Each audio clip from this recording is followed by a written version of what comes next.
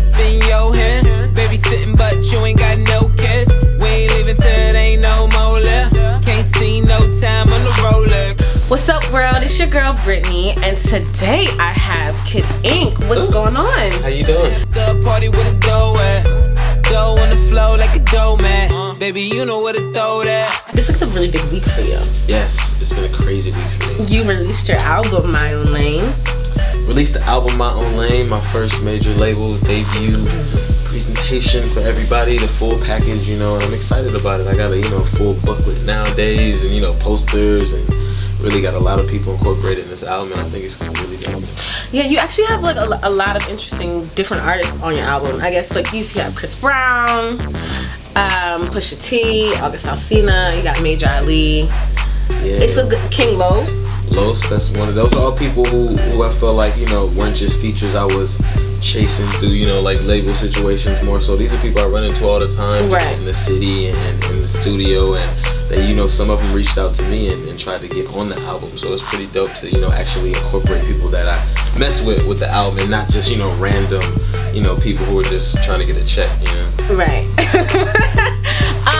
Okay, so kind of tell me about My Own Lane, and I know kind of like the background story of why you decided to title your album that, but can you kind of explain for your the fans who don't really know you and people who... Really, My Own Lane, the title comes from, me always having this situation where people didn't really know where to categorize me as an artist, and, how to really go. Like, Kid Ink is this kind of person, and his competition is this kind of thing, and his fans are these kind of people, to where it's such a mixture from the fans all the way to the music that I do, that, it comes from just me having a different mindset when I go in and do music as a producer. I feel like I always just had no limits to doing whatever kind of new records I wanted to do. And My Own Lane is really me showing people that I can dip in other lanes but make them my own, and it still represents Kid Ink, and I'm not trying to be somebody else.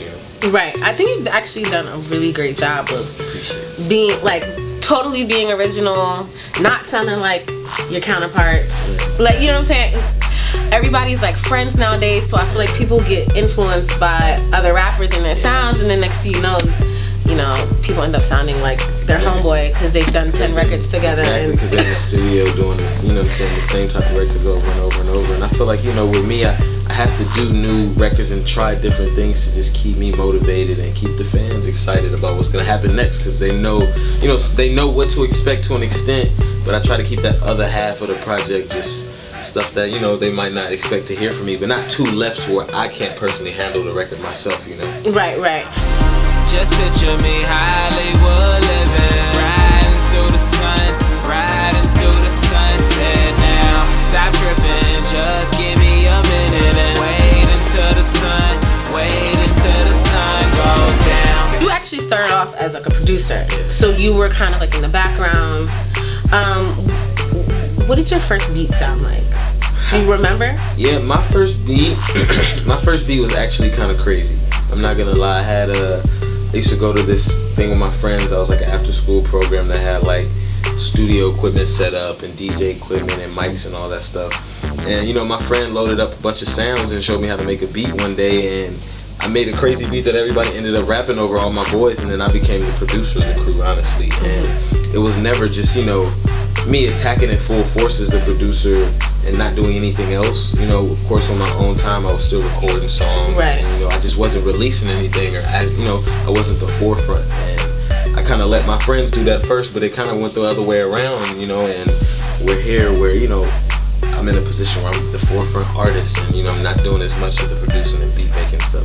So were you just like producing stuff for your friends, or did any of your tracks ever get into the hands of any like notable artists? Or I was producing, for my friends more so, and then just up and coming people in the city in LA, and I think from there I grew a buzz because I did Nipsey Hussle's first single, which was Bullets Ain't Got No Names, and that got him his label deal, and that was like, I made that beat from scratch. And it's crazy because people don't really know what to expect. I always make different kind of beats, just like when I do different kind of music, and that landed me getting in the studio and doing beats for Young Berg, and then that landed me doing beats for Diddy and Cassie and different people, Bad Boy. And then it was kind of like when I was in that situation is when I had to really think about if I wanted to continue to grind as a producer, or maybe try the artist thing out when I had a little bit more free time. And it, you know, I strived at that and kind of just backburnered a little bit the other situation and dipped out, you know, on all the just the projects I had and all the beats I started making, and really kind of just went full force. Is you down? Is you down?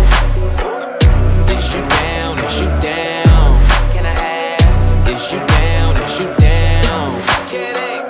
Is you down? Is you down? Do you have anybody's name tattooed on you? I don't have any names. I have an initial that my girl actually tatted on me. Oh, wait, this is it here? This one here. Oh, she did a good job. It's pretty decent, right? For the first time tat. It didn't hurt too bad, you know? Yeah. She definitely wasn't, you know, professional. It wasn't, it took a little bit more time. I'm sure this would have been done by like a professional dude in like 2 seconds. But you know, it took cool like 30 minutes of. This is a theory that I have though about tattooing somebody's name on you. Is that it's bad luck. Well, I mean, initials I don't know, but full name is like... Initials are different. I think I don't have anyone's full name on my body, whether it be my girl, my mom, anyone, you know, so I think I've never really been into the name tats as much. I don't know why, I just never personally was into the name tats like that, like other people's just names, more so than I. If I'm gonna get something to represent you, I get a portrait and just go all the way there, like something crazy. Right. Are there any tattoos that, if you could, that you would get them removed, or are you kind of? Nah, I feel like tattoos, you know, are a part of a moment in your life, whether or not, you know, the tattoo in itself speaks that out to everyone else. Like, you know, when you got that tattoo, why you got that tattoo. Hopefully, if you weren't too drunk, you know why you got that tattoo, and you know it still holds a special place. So you can't really, you know. And plus, removing it hurts worse than getting a tattoo. Right. So I'm not removing anything because all my tattoos hurt too bad. But, you know, I don't know. I can't really think of a tattoo that I would. Probably tattoos I get redone. Better. Okay. Than to get removed. Right. Can I also talk about like your friendship with Chris Brown? Because he's featured on 2 songs on your album.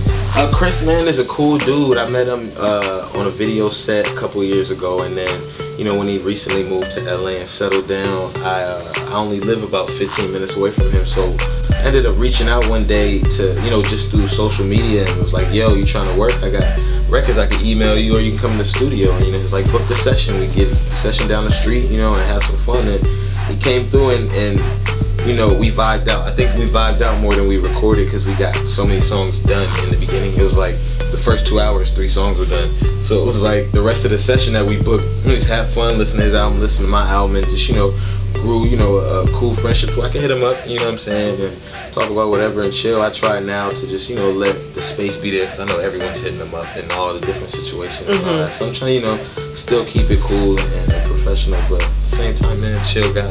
Yeah, and he's super artistic. Would you ever let him maybe tattoo you or draw you up a tattoo? Why not? Yeah, I've been to his crib and it was, you know, he spray paints everywhere. Okay. There's no limitations to the spray paint, so, you know, I know the kind of art he's into, and he definitely respects all types of art, so I wouldn't be against it, but we're gonna definitely have to make sure. I'm gonna see if somebody else get tested first. You get the first one, let me see the drawings, all right, go figure it out. Yo, what's going on? It's your boy Kid Ink, and you watching GlobalGrind TV. Ooh. I overheard somebody saying, why he got all that money, why he complaining? Because he not you regular. So like, kind of how did it feel to like all of a sudden everybody knows your name, people are hitting you up, wanting you come